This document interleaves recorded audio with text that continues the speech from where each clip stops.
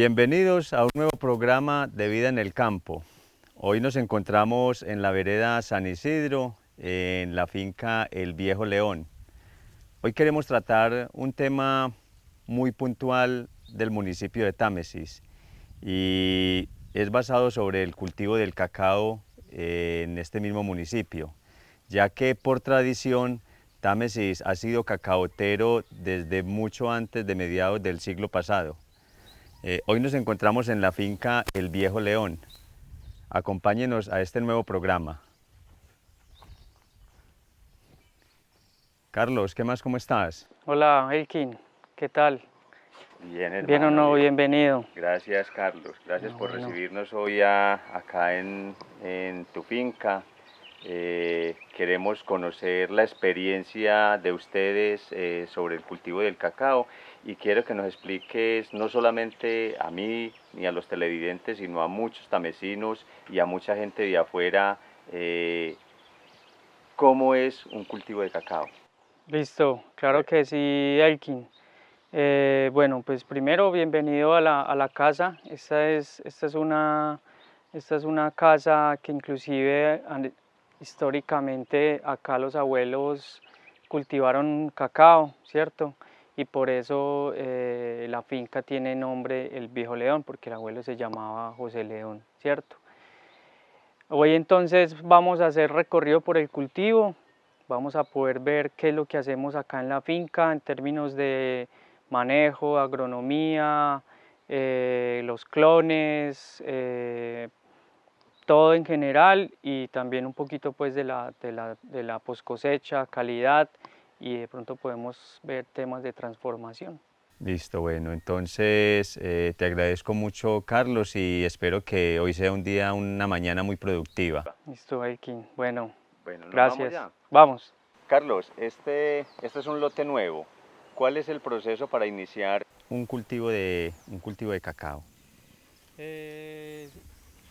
Sí, Elkin, pues este es un área, digamos, que estamos en proceso de desarrollo, ¿cierto? En proceso de crecimiento.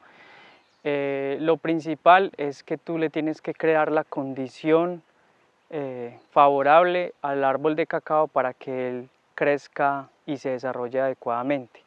¿Qué quiere decir crear la condición? Es decir, que las plantas jóvenes, en este caso las plántulas de cacao, deben de tener condición de sombra.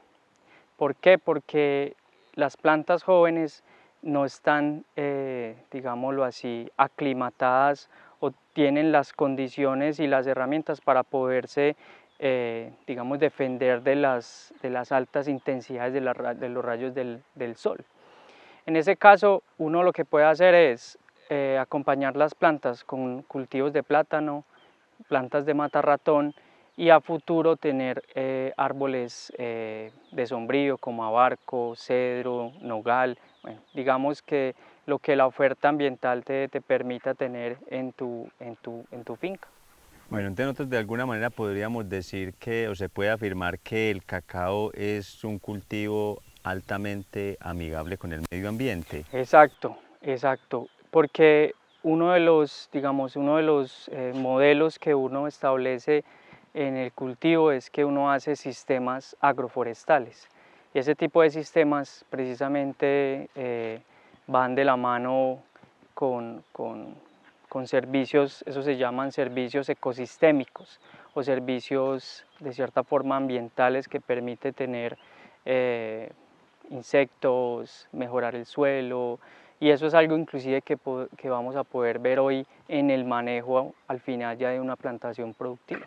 Bueno, yo compro mi almácigo, yo mismo hago mi almácigo. ¿Cómo es el proceso?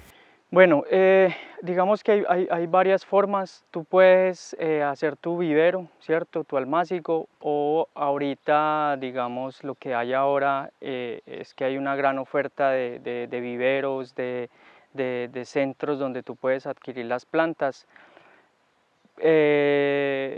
Personalmente considero que uno por tiempos, por economía, lo que podrías hacer es comprar las plántulas ya listas, ahorras tiempo y eso se va a ver repercutido en que tú puedas inclusive comenzar a producir mucho más rápido. Lo que hicimos fue establecer las plantas desde semilla, ¿cierto?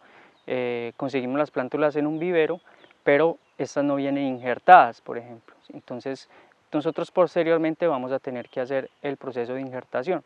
Ahí hay una ventaja también, y es que la planta, cuando tú vas a hacer la injertación, es una planta que ya está establecida, ya tiene su sistema de raíz, ya tiene un tallo, digamos, vigoroso, de modo que cuando tú haces la injertación, el prendimiento es mucho más rápido.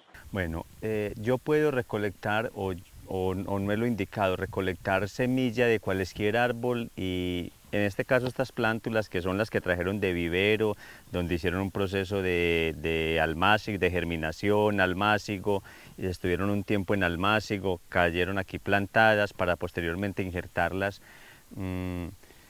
Yo puedo hacer ese mismo proceso y recolecto semilla de cualquier árbol, o hay unos árboles que son especiales. En este caso estos se llaman patrones, ¿cierto? Sí. ¿Todos los árboles son disponibles para patrones o están dispuestos para patrones, o hay unas variedades o clones o como se llamen especiales para eso? Bueno, Elkin, digamos, ahí hay varias cosas importantes, y es que, digamos, sí se tiene ya identificado materiales genéticos, es decir, árboles que, digamos, se comportan de una forma adecuada en cuanto a características para que sean patrones, ¿cierto? En este caso, por ejemplo, son tolerantes a ciertas enfermedades como Phytophthora, Ceratocystis, algunas de las enfermedades que encontramos en el cultivo. En este caso, por ejemplo, hay unos que son el IMC 67, que es muy utilizado para patronaje, los Caucasia, utilizados para patronaje, pero si una persona que tiene un cultivo no tiene la capacidad de poder acceder a este tipo de material, es muy probable que en sus fincas tengan árboles que son sembrados desde semilla, que no son injertos, que inclusive tienen características de patronaje. Por ejemplo, uno ve árboles supremamente vigorosos, un tamaño de mazorca por lo menos de 20 centímetros, que tiene granos grandes, que tú ves que el tronco no tiene enfermedades. Entonces, hay características que uno en la finca puede identificar, y que hay árboles que uno mismo los puede seleccionar en finca para patronaje. Y eso, digamos, que es una ventaja, no depender a veces también del viverista, porque hay árboles que están adaptados a tu zona de vida. Listo, bueno. Yo traigo el arbolito acá. ¿Cómo es el sistema de siembra o cuál es el procedimiento para hacer la plantación? Bueno, lo primero, ¿qué es el primer paso? Establecer el sombrío, ¿cierto? Y eso viene acompañado con el trazado, ¿cierto? Ese es como un punto clave, poder hacer un trazado. Si nosotros estamos en una pendiente, entonces uno debe tratar de hacer un trazado en curvas a nivel, ¿cierto? En contra de la pendiente para evitar problemas de erosión.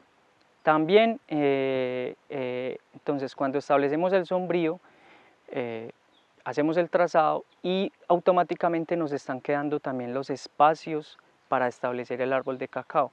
¿Por qué? Porque cuando hacemos el trazado, establecemos el sombrío, entonces es decir, que si nosotros vamos a sembrar a 3x3, entonces, y establecemos, por ejemplo, plátano, el plátano, digamos, está a una distancia de 3 metros entre plátano y plátano va un árbol de cacao. Después de que yo ya hago el trazado y establezco el sombrío, más o menos alrededor de 6 meses después a un año, que la sombra esté establecida, entonces tú ya puedes empezar a hacer el hoyo o el hueco para establecer el árbol de cacao.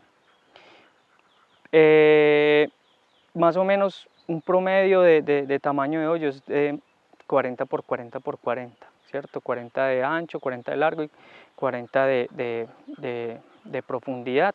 Siempre antes de establecer el cultivo, nosotros conozcamos las características del suelo. Es decir, por ejemplo, tener un análisis de suelo y empezar a trabajar en mejorar también esa condición para que la planta llegue con todas las condiciones. Por ejemplo, aplicación de enmiendas y materia orgánica. Entonces, más o menos en resumen, Elkin, es, yo tengo mi área, tengo mi sombra, voy a establecer el cacao, hago el hoyo más o menos de 40 por 40 por 40 y idealmente aplicar la enmienda OCAL, que es un correctivo para el tema de suelos ácidos, porque el cacao, digamos que no es una planta que tolere suelos ácidos, y aparte de eso, acondicionar el espacio con materia orgánica, así la planta va a tener capacidad de poder explorar y crecer.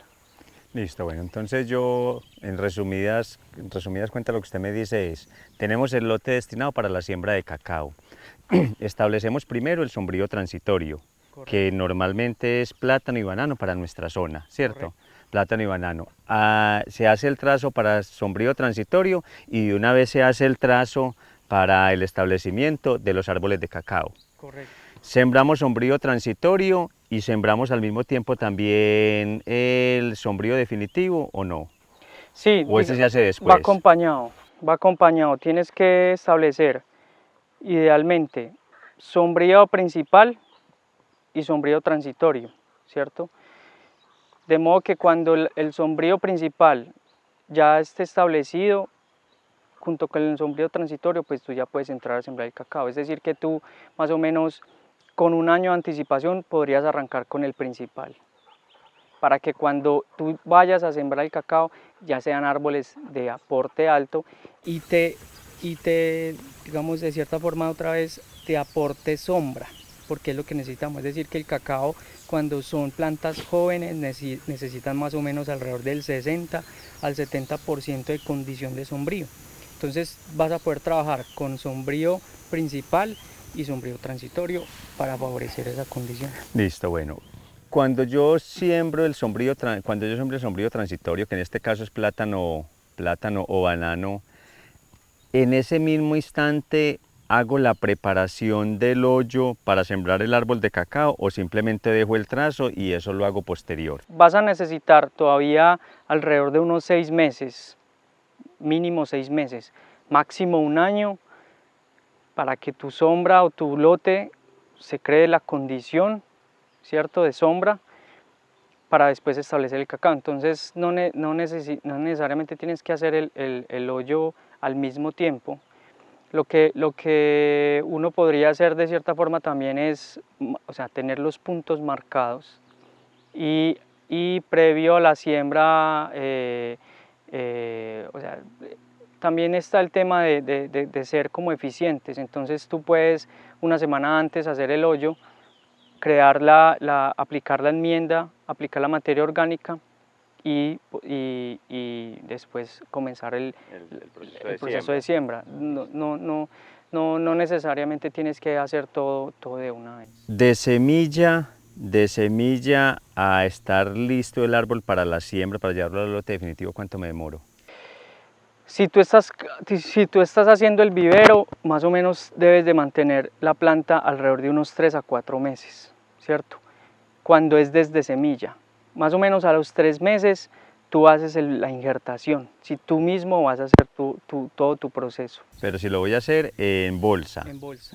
Hago la injertación en la bolsa. En la bolsa, o sea, a los 3 meses. O sea que una planta en vivero, si tú tienes tu planta, haces el proceso de injertación a los 3 meses, más o menos al 5.º mes debe estar saliendo a campo, ¿cierto? Ya injertado. Ya injertado. Si es al contrario, si hacemos lo que vamos a hacer acá, que me parece que pues, en cacao y en muchos cultivos es lo ideal, llevar el patrón a campo, establecerlo, esperar la reacción del patrón, si se va a comportar bien, si se va a desarrollar bien, para posteriormente hacer la injertación. Sí.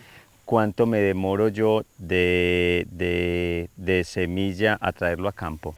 De semilla a traerlo a campo, entonces sería más o menos alrededor de unos 3, 4 meses. ¿Y después de eso, al cuánto tiempo hago la injertación? Más o menos tú deberías de estar haciendo la injertación más o menos en árboles que tengan alrededor de unos 8 meses a un año.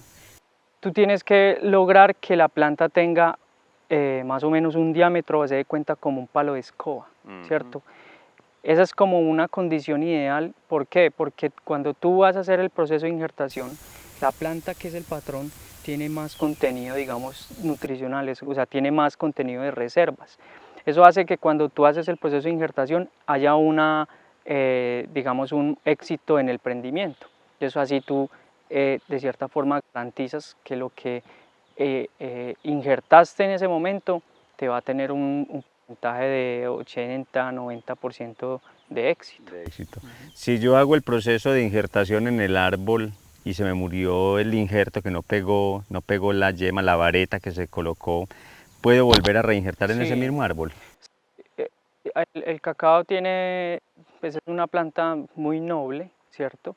Entonces tú le estás haciendo heridas a la planta, pero ella, si no te pega, ella tiene la capacidad de cicatrizar y te van quedando de cierta forma. A futuro esa misma cara tú la podrías volver a injertar, o tienes las otras caras disponibles. Puede ser un poco más alto, un poco más bajo. Algo que es importante en una zona como en la que estamos, lo ideal es poder hacer injertos a una altura superior a 40 centímetros del suelo, porque como esta es una zona húmeda, ¿cierto? Aquí en el municipio de Támesis prácticamente nos llueve todo el año. Cuando hacemos un injerto muy bajo, es muy favorable que esté muy propenso a problemas de enfermedades, en este caso, por ejemplo, la Phytophthora.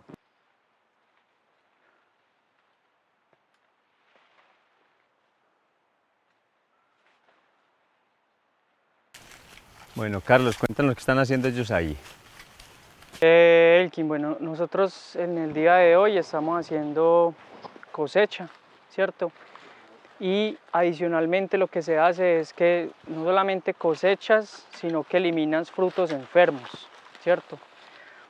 Aquí en la finca, digamos que como por política y por ley, es que la persona semanalmente debe de pasar recogiendo mazorcas secas y enfermas, ¿cierto? Y eso va a coincidir también con las épocas de cosecha. Entonces, si en la semana que teníamos programado hacer recolección de mazorcas secas y enfermas, entra la cosecha, entonces hacemos las dos labores a la vez. ¿Por qué? Porque estamos bajando la presión de las enfermedades. No estamos dejando que las mazorcas logren procesos de esporulación, es decir, que el hongo se desarrolle, los hongos que tenemos acá. Aquí, ¿qué enfermedades tenemos? Tenemos la monilia, tenemos la Phytophthora, tenemos también, a veces aparece la lasiodiplodia, que es una enfermedad muy parecida a la Phytophthora. Nos afecta la ardilla, a veces el pájaro carpintero. Entonces no podemos dejar mazorcas maduras en campo porque nos las puede afectar cualquier insecto, cualquier pájaro o la misma ardilla o las enfermedades. Y tampoco podemos dejar mazorcas que estén en estados iniciales con enfermedades, porque eso nos va a generar que se nos riegue por todo el cultivo. Un foco de infección en el cultivo, de infestación en el cultivo. Sí. ¿Y esas recolecciones me decís que las hacen cada 8 días o cada 15 días? Eso al momento va a depender mucho en la época en la que estemos. Ahorita estamos en una época de cosecha, entonces nosotros estamos ahora cogiendo cada 8 días. Cuando la cosecha empieza a disminuir, entonces nosotros ya empezamos a hacer la cosecha con más periodicidad, entonces más o menos cada 15, cada 20. Pero cuando estamos en unos picos altos de cosecha, hacemos cada 8 días. Bueno, con esta temporada de invierno que llevamos prácticamente 2 años de invierno, ¿qué tanto influye el factor clima? Pues, lógico en todos los cultivos, pero en el cacao, ¿qué tanto influye? Influye, o sea, tiene una influencia bastante fuerte, precisamente porque ese invierno prolongado, lo primero es que hay aparición de enfermedades, ¿cierto? Porque la humedad en el ambiente es el medio, digamos, ideal para el crecimiento de estas enfermedades. Entonces, como hay lluvias frecuentes, lluvias fuertes, hay agua, digamos, eso se le llama agua libre o agua encharcamiento, eso genera que las enfermedades, ese es el medio para que ellas proliferen, ¿cierto? Se desarrollen, aparezcan. Entonces, eso genera un impacto inclusive negativo al momento de la cosecha, porque cuando nosotros hacemos, por ejemplo, al momento hacemos cosecha, del total de canecas cosechadas podemos tener una afectación del 10%, pero cuando ya tenemos problemas, aumentos de precipitación, aumentos en la humedad, esa enfermedad nos puede estar impactando hasta el 50% de la producción. O sea, eso quiere decir que se puede estar perdiendo el 50% de la producción cuando no se hacen unas labores culturales a tiempo dentro del cultivo. Correcto. Entonces, por eso, inclusive puede ser hasta más. Si uno no es juicioso con el control de las enfermedades, entonces nos puede ir ganando la batalla a las enfermedades. Entonces tú vas perdiendo productividad. ¿Qué hacemos nosotros acá en la finca? Nosotros, inclusive lo que está enfermo, tratamos inclusive de aprovecharlo. O sea, tratamos de darle un manejo a los granos que dentro de la mazorca están bien, porque no todos los granos están mal. Entonces hacemos lo que podríamos llamar una clasificación. Entonces, precisamente porque no podemos dejar que todo se nos pierda. Listo, bueno, entonces devolvámonos. Compramos el patrón, lo sembramos en el lote definitivo, más o menos a los 5 meses hicimos la injertación. ¿Al cuánto tiempo hago mi primera recolección? Entonces, una gran ventaja que tiene también el cultivo, y es que cuando tú haces procesos de injertación, uno lo que está haciendo es que las plantas sean más precoces, ¿cierto?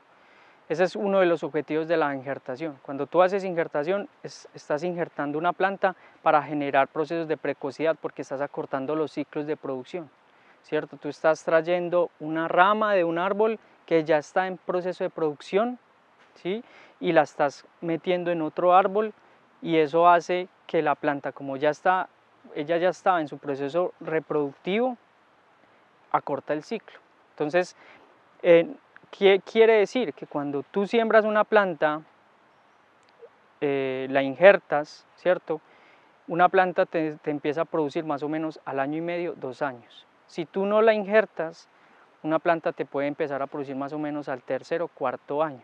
O sea, quiere decir que tú vas a empezar a producir mucho más rápido, y eso es beneficio para el productor. Nosotros normalmente cuando hacemos el proceso, o el campesino cuando hace el proceso de seleccionar la mazorca, sacar la semilla, hacer toda la parte de vivero, llevarlo a campo y no hacer el trabajo de injertación, posteriormente a nosotros nos va volviendo prácticamente un híbrido, ¿cierto? Sí, Ese es un híbrido. un híbrido. ¿Qué desventaja tiene el híbrido frente a la injertación? A ver.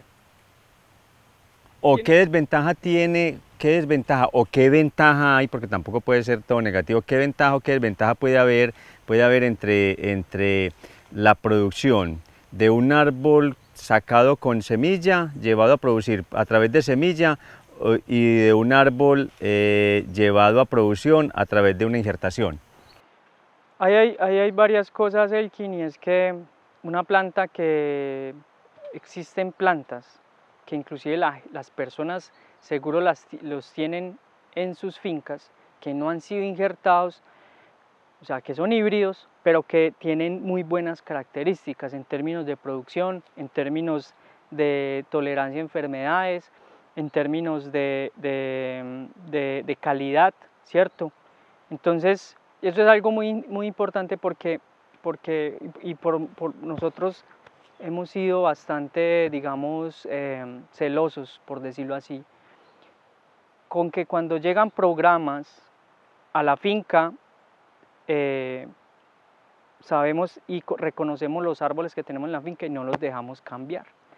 Entonces, ¿por qué? Porque puede pasar que hay árboles que son con una genética, digamos, excepcional, es decir, que son materiales acriollados, que si tú los cuidas y los sabes manejar, tienes un cacao de muy alta calidad. ¿Qué puede pasar también? Que tú tienes un árbol que es un híbrido, que se expresa muy bien en productividad, puede ser autocompatible, puede ser tolerante a enfermedades y te puede dar muy buena productividad. ¿Eso qué quiere decir? Que tú tienes tu material propio de la finca. tú puedes coger material de ahí e injertar ese mismo, porque es el material que mejor se comporta en tu condición. Pero eso también quiere decir que el cacaocultor debe ser una persona, pues además de estar dedicado al cultivo, ser muy analítico para poder seleccionar y poder llegar al momento de decir, este árbol yo lo quiero dejar y lo quiero multiplicar porque es un árbol de excelente producción, con excelentes mazorcas, tolerante a plagas y enfermedades, son árboles frondosos, son de tronco grueso, son muy longevos porque llevan muchos años en plena producción y todavía se les ve la producción. E inclusive eso mismo pasa con los injertos. Entonces, ¿qué pasa? Que yo puedo injertar árboles acá en la finca o en la zona y ese árbol o ese injerto se puede comportar diferente a como realmente fue desarrollado.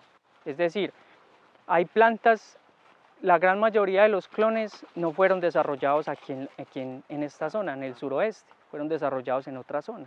Cuando tú lo traes acá, el árbol tiene una genética, pero él tiene una interacción con el medio ambiente y el medio ambiente, las condiciones del suelo, las condiciones del clima, hacen que él se exprese bien o se exprese mal.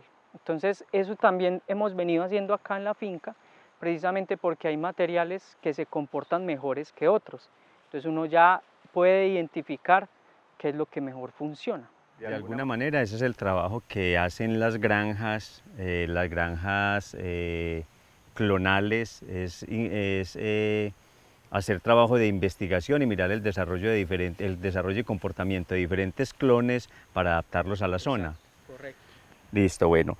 También puede ocurrir, pues no sé, se me ocurre a mí, también puede ocurrir que este árbol es un árbol de excelente producción.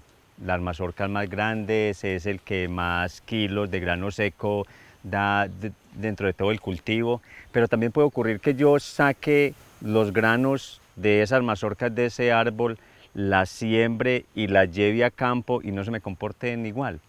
Sí, ¿por qué? Porque cuando tú siembras la semilla, entonces él viene como con una información genética.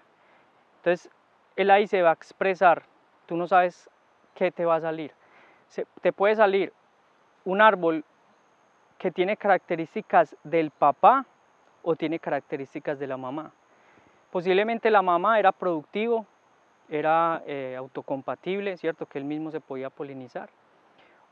O el papá era un material acriollado, que era susceptible a enfermedades. Entonces ahí te puede salir cualquier cosa. Es muy difícil saber qué nos va a salir de ahí. Entonces yo le llamo, es como un tiro al aire, porque uno no sabe si es bueno o es malo. Eso es como muy parecido como a una familia, papá y mamá que tienen 3 hijos, todos los 3 hijos son diferentes, siendo el mismo papá y la mamá. Hay unos que salen al abuelo, al tatarabuelo, sale más o menos como la misma genética, es lo mismo. Como de la genética. La genética de los árboles. Pero entonces ahí es por eso la importancia de la injertación.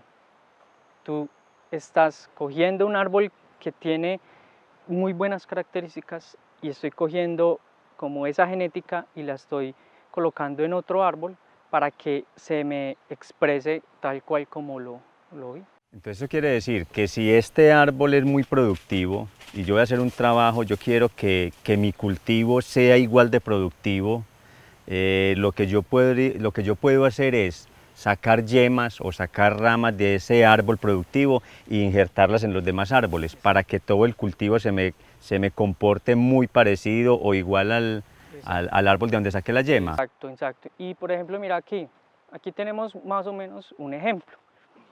Aquí hay un injerto, ¿cierto? En este árbol. ¿Qué pasa con este árbol? Este es un árbol que es muy productivo, pero que su tamaño de mazorca es muy pequeño.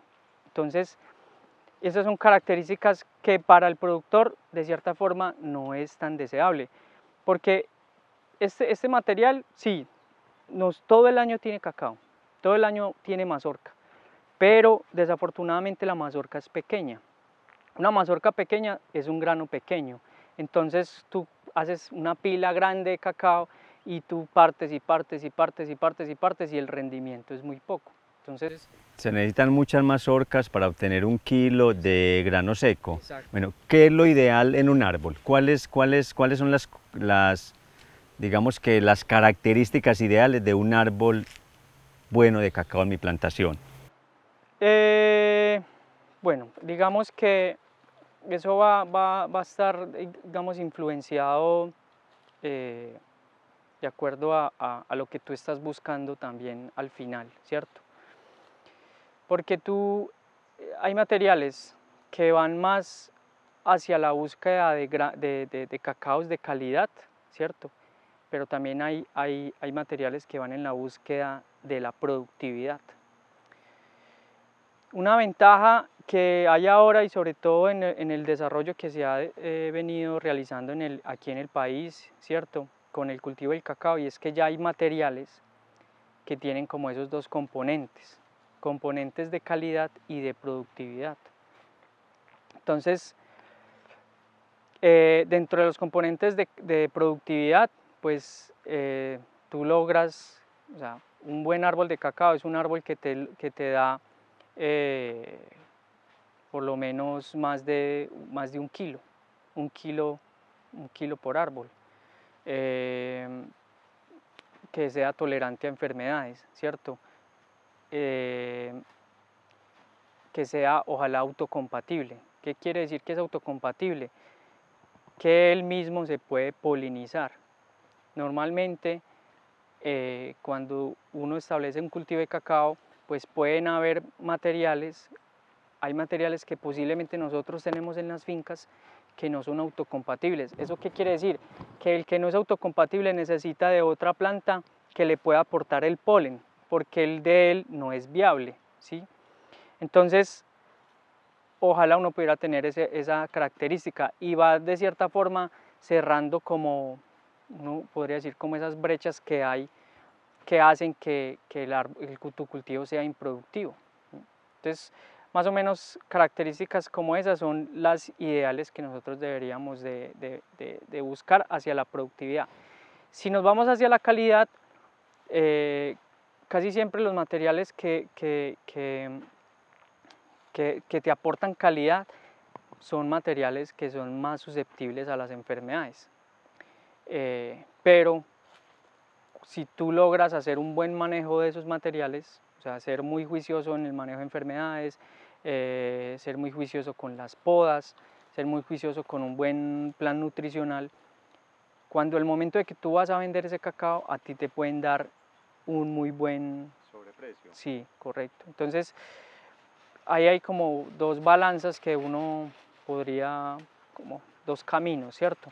Lo que yo te decía ahora los materiales nuevos que hay ahora tienen esos dos componentes, entonces uno de cierta forma tiene productividad, pero también tenemos calidad.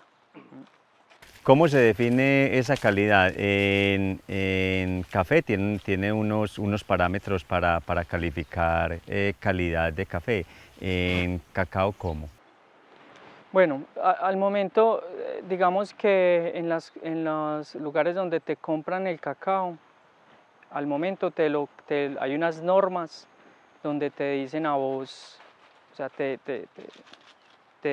califican, ¿cierto? El cacao, por tamaño, ¿cierto? Y ya por condiciones internas del grano. Entonces tú tienes que eh, garantizar un porcentaje de fermentación, tienes que garantizar que no hayan granos mohosos o pizarrosos, ¿cierto?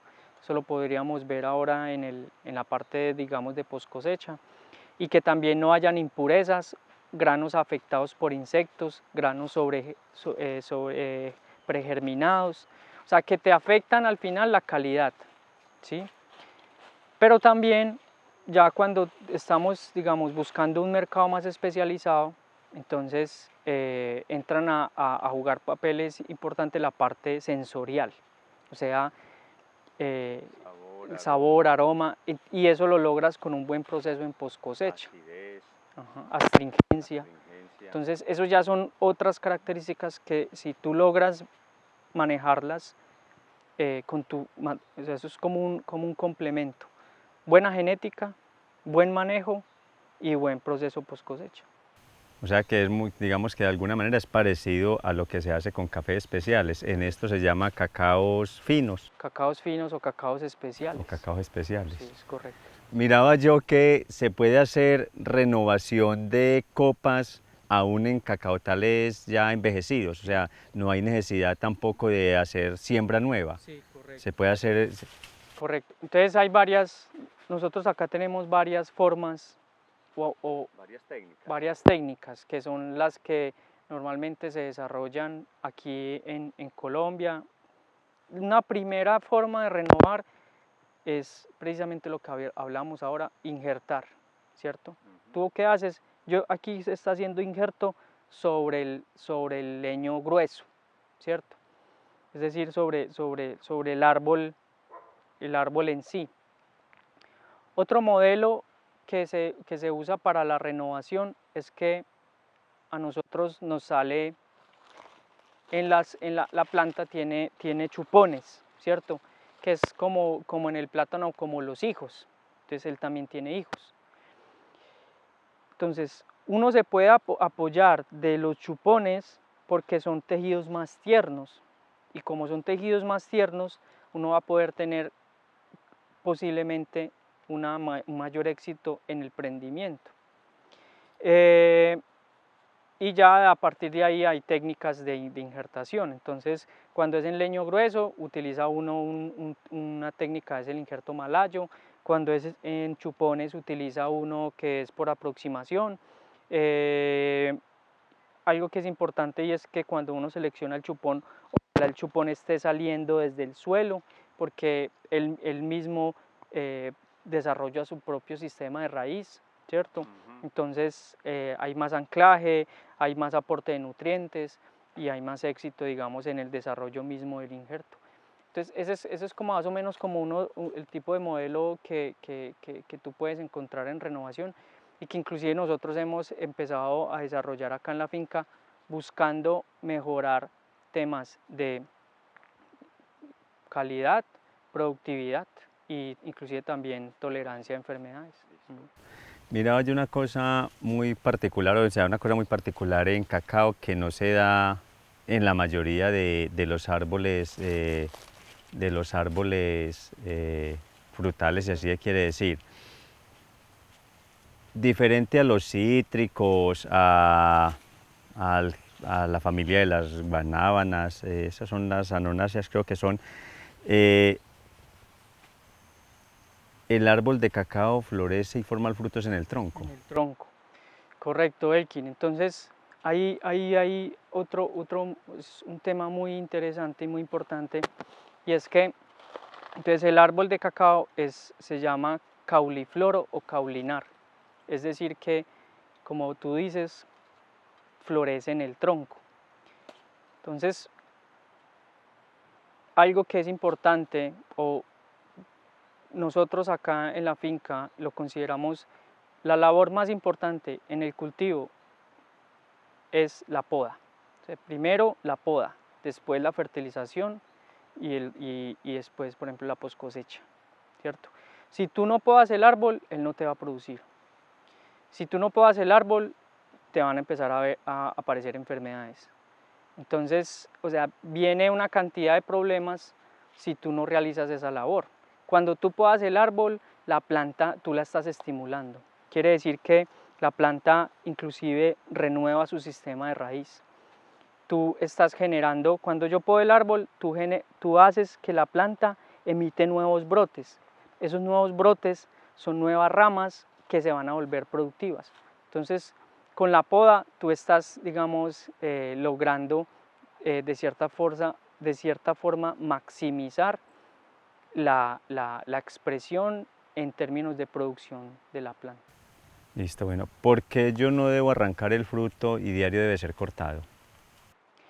Porque precisamente si uno observa en el tronco, lo que hablábamos ahora, están los cojines florales, ahí se nos desarrolla una mazorca y si tú arrancas, muy posiblemente estamos afectando el cojín. Cuando tú cortas, estamos dándole la posibilidad que en ese mismo punto la planta pueda seguir produciendo. En este cojín floral seguirá apareciendo aquí por toda la vida del árbol hasta que se moche el tronco Sí. o esa parte de la rama, pero Sí. seguirá ahí por toda la vida del árbol. Sí. Siempre sigue floreciendo en la misma parte. Ahí siempre nos va a haber floración. Bueno, Carlos, contarnos un poquitico de los clones que hay acá establecidos en el predio. Bueno, Elkin, nosotros acá tenemos como dos modelos, ¿cierto? Un primer modelo, y es el modelo con el cual se desarrolló el cultivo, que es una mezcla de clones, ¿cierto?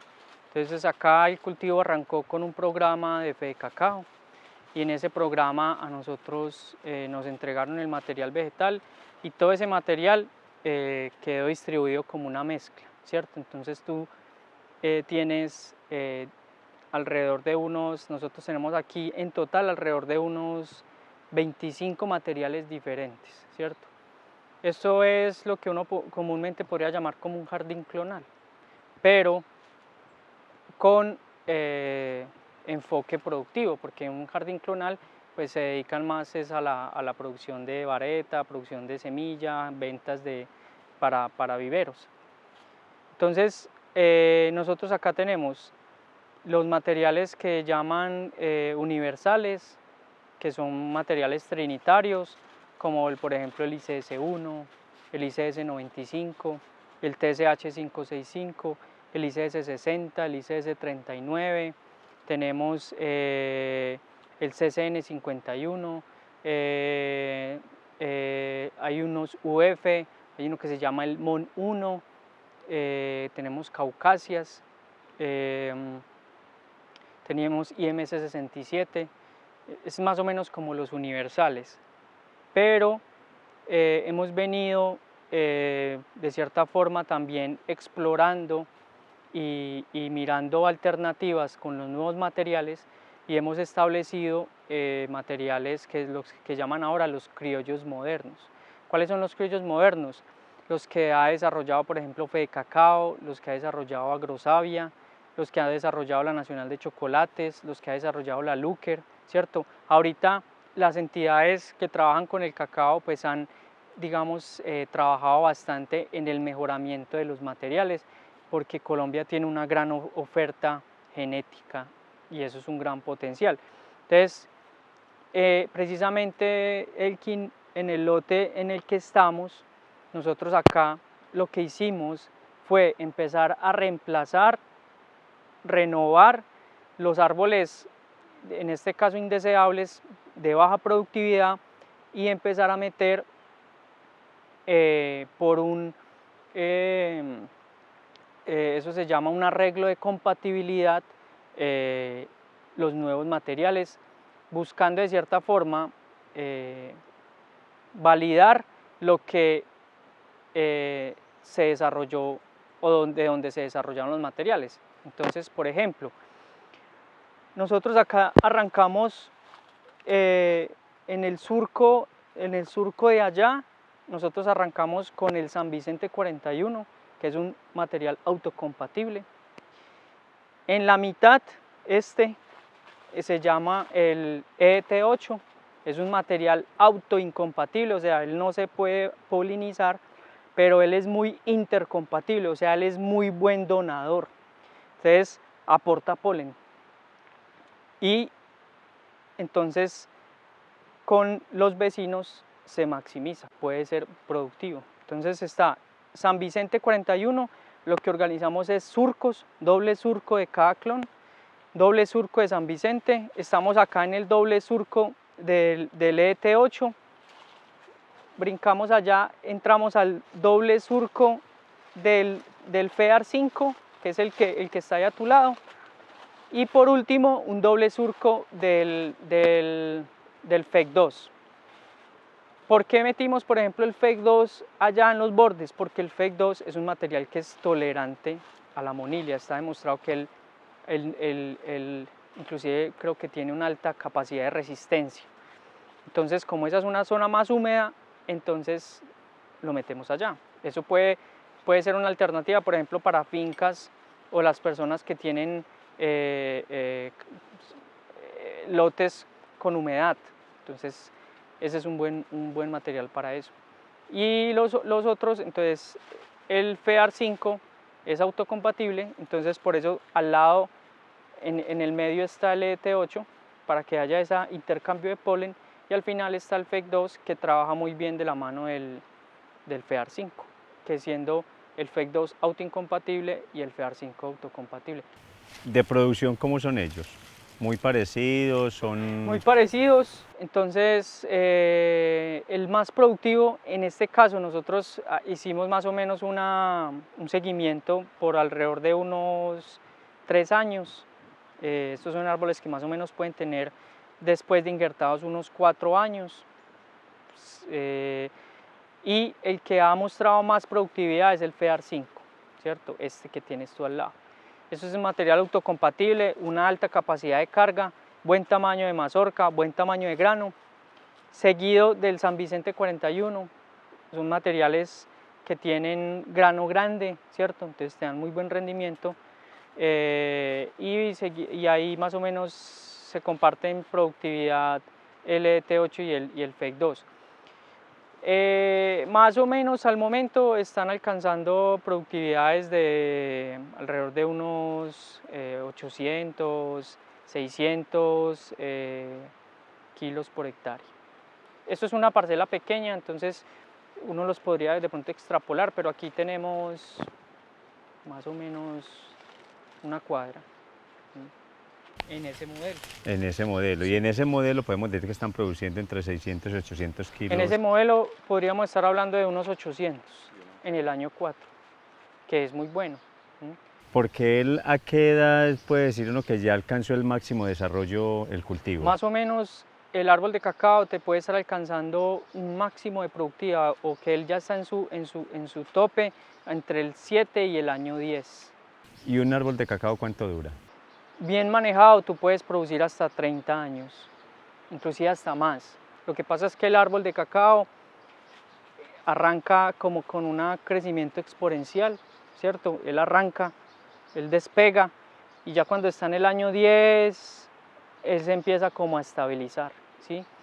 ¿Qué pasa? Que ahí es importante, ahí entra una parte muy importante, que es el manejo que tú le das, la nutrición y el manejo de cultivo, control de enfermedades, podas. Porque, ¿qué pasa? Un año puede ser muy bueno, el otro año puede bajar, y él empieza como así, él empieza como en ciclos. Lo que hay que tratar es de cierta forma que él se sostenga, pero entonces te exige que tú le des un buen manejo. Dentro de ese manejo, ¿qué tal es el árbol para exigencias de fertilización?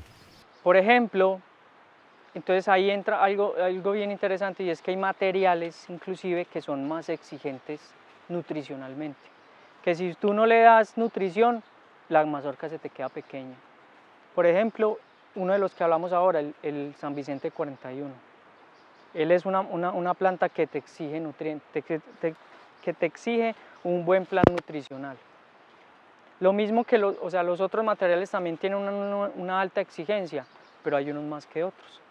Entonces, uno debe de ser muy juicioso en poderle suministrar a la planta en los momentos que realmente lo necesita la nutrición. ¿Por qué? Porque, ¿qué puede pasar? Que haya abortos, ¿sí? No haya un buen llenado, por ejemplo, porque la planta, por ejemplo el árbol de cacao, uno de los elementos que más extrae o que más necesita es el potasio. Si tú no le das una buena cantidad de potasio, se te van quedando pequeñas las mazorcas, no hay un buen llenado. Si el calcio te ayuda también en favorecer, por ejemplo, estructura en las paredes de la planta, o sea, te da resistencia. Cuando hay deficiencias de calcio, puede pasar que los frutos se te cuartean, entonces hay un daño mecánico, un daño que hace que haya pérdidas de frutos. Entonces, ¿qué hacemos nosotros acá, Elkin, en la finca? Nosotros, muy importante siempre hacer, previo a la aplicación de cualquier fertilizante edáfico, una buena aplicación de enmiendas. Nosotros acá hacemos más o menos en el año unas 2 aplicaciones de enmiendas. ¿Con cuántos gramos? Nosotros a las plantas al momento estamos aplicando alrededor de 500 a 600 gramos por planta, ¿cierto? Ojalá uno pudiera aplicar un poco más. ¿Por qué? Porque eso va a depender un poco también del bolsillo. Porque si tú, o sea, nosotros venimos de un año de mucha lluvia, 2 años de muchas lluvias, entonces, ¿eso qué quiere decir? Que las bases o los elementos que hay en el suelo, el agua los ha ido lavando. ¿Y qué pasa? Que ahí entonces el suelo se nos va volviendo inclusive más ácido, ahí se nos va convirtiendo en un medio ácido. Entonces nosotros tenemos que reponer esas bases que se nos han lavado con la aplicación de enmiendas, como son calcio, sobre todo calcio, magnesio. Y entonces estamos dando condiciones para que cuando apliquemos los fertilizantes realmente estén disponibles para la planta.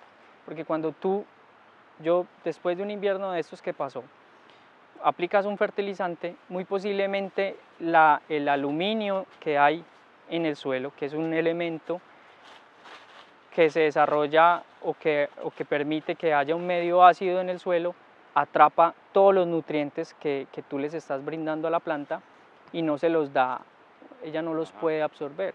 Entonces, de ahí la importancia de la aplicación de las enmiendas.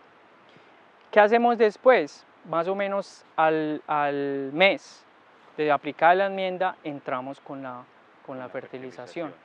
¿Cuánto estamos aplicando? Nosotros aquí, si tú observas las plantas, son plantas muy vigorosas, son plantas muy frondosas. Entonces nos especializamos más en aplicar nutrientes que están encaminados a favorecer la parte reproductiva, es decir, la parte de producción, no la parte vegetativa. Es decir, que nosotros no aplicamos tanto nitrógeno, sino que aplicamos más elementos como el fósforo, potasio y los elementos menores. Y nos ayudamos bastante con aplicaciones foliares, que el foliar es un complemento a la fertilización, pero los foliares lo que hacemos es que trabajamos específicamente en estados, digámoslo así, en estados específicos de la formación del fruto. Por ejemplo, si nosotros podemos favorecer entonces, prefloración, ¿cierto? Antes de la floración, para estimular. En prefloración van unos nutrientes diferentes a los de floración. Exacto. Y de prefloración, en floración y en fructificación son productos diferentes acordes al desarrollo fisiológico del árbol. Exacto. Entonces eso puede a veces sonar un poco complejo, pero es lo mismo que las plantas son seres vivos, entonces es como cuando está creciendo una persona. Entonces tú a una persona en pleno crecimiento pues les das unos nutrientes y una persona ya que está en desarrollo, o sea, una persona adulta necesita otro tipo de nutrientes diferente a los de un niño, por ejemplo, ¿cierto? Entonces es lo mismo. Entonces nosotros, por ejemplo, algo específico es que nosotros antes de la floración hacemos aplicaciones de boro, hacemos aplicaciones de calcio y hacemos aplicaciones de potasio. Inclusive trabajamos mucho la parte foliar para que la planta tenga la capacidad de acumular esos nutrientes, porque cuando la planta entra en floración y en producción, ella empieza a demandar específicamente esos nutrientes. Entonces la planta ya los tiene acumulados. Si no los hacemos una aplicación antes, ella va a empezar a demandar esos nutrientes y si no los tiene disponibles, ahí empiezan a haber pérdidas. Ajá, están los abortos, el no cuajado de la fruta. Exacto, entonces ese es como un ejemplo muy específico de cómo se puede hacer esa distribución. Y es cuestión de cierta forma, algo que es importante que las personas que cultivan el árbol de cacao, pues conozcan cuándo es sus picos de floración, cuándo son los picos de brotación, que son las nuevas emisiones, porque así es que uno se programa. Si no, el árbol vive loco. Más o menos así, sí. Si uno no le aplica el nutriente adecuado, acorde al desarrollo del momento, el árbol se Se enloquece, enloquece. porque el árbol le estoy aplicando un producto para formación de hojas, de brotes nuevos, y el árbol está en floración, entonces no sabe cuál de las dos hacer. Eso, le estás dando un mensaje Ajá. diferente a la planta. O es lo mismo, por ejemplo, si y es algo, por ejemplo, en la poda. Tú ves, por ejemplo, esta planta está en proceso de brotación, tú no le ves floración. Si yo empiezo a podar una planta en este momento, ¿qué le estoy diciendo yo a la planta? Siga echando más hojas, siga echando más hojas. Entonces los periodos de floración se nos empiezan a correr. Y entonces llega un momento en el que uno dice, pues pucha, nosotros antes producíamos en septiembre un montón de cacao y ya no. ¿Por qué? Porque hice una mala labor. Esa es otra labor importantísima en cacao, las podas y saber cuándo se hacen las podas. Correcto. Entonces, digamos, de cierta forma, Elkin, y como lo veníamos mirando, pues siempre hay como un orden, ¿cierto? Entonces nosotros ahora mirábamos toda la parte de establecimiento, después del establecimiento arranca la planta a producir, ¿cierto? Allá hablamos de la parte nutricional, pero también entonces está la parte de manejo que son las podas. Entonces, si quieres, vamos a donde hay en ese momento podas y miramos esa parte. Vamos mirando.